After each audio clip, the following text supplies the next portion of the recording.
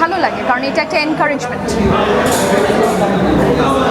কিছুদিন আগে আপনি সিনেমাটা দেখেছেন এবং সেখানে আপনার গান সিনেমাটা দেখে এবং আপনার গানটা যখন আপনি পর্দায়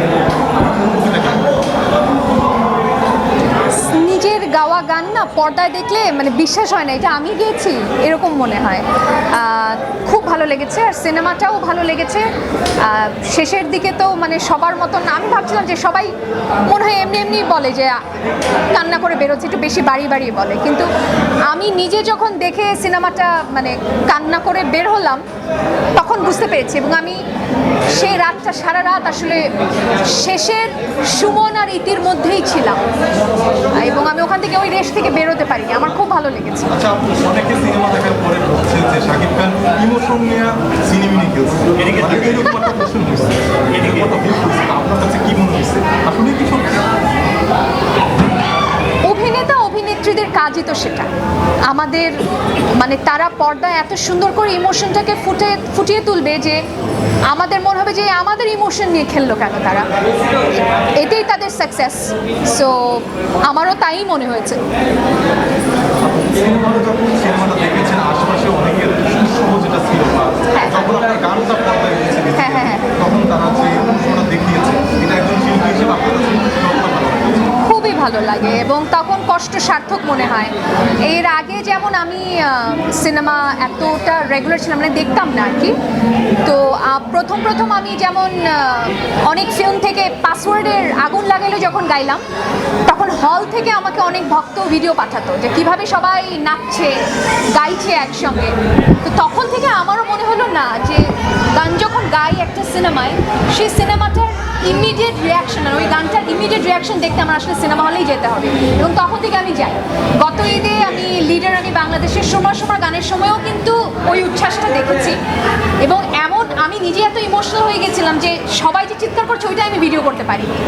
তো এটা খুবই ভালো লাগে, একজন শিল্পীর জন্য এটা অনেক বড় পাওয়া।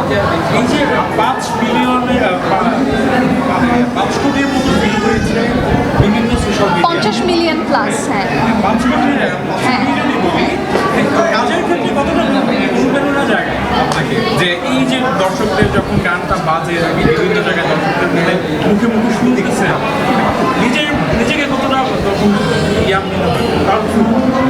খুব প্রাউড ফিল করি। তবে আমি একটা কথা বলতে চাই, বিশ্বের সব দেশে, বিশ্বের সব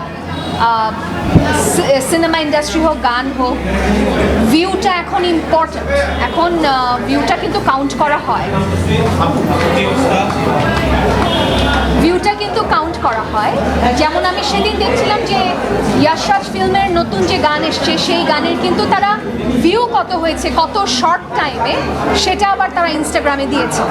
ভিউটা নিশ্চয়ই কাউন্ট করা হয়, কিন্তু এটা মানদণ্ড না, এটা কোয়ালিটি না, এটা বলে না গানটা কত ভালো।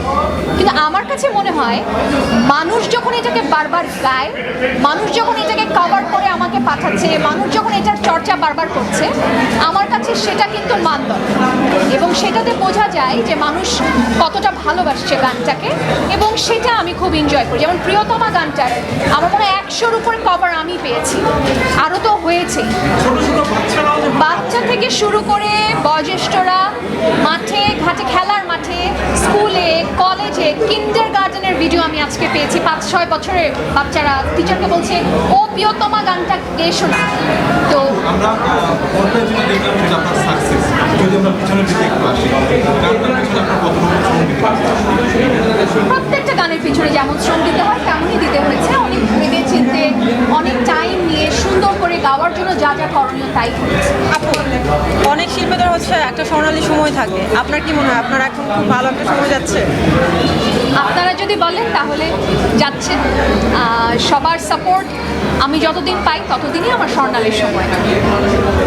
ডান, থ্যাংক ইউ।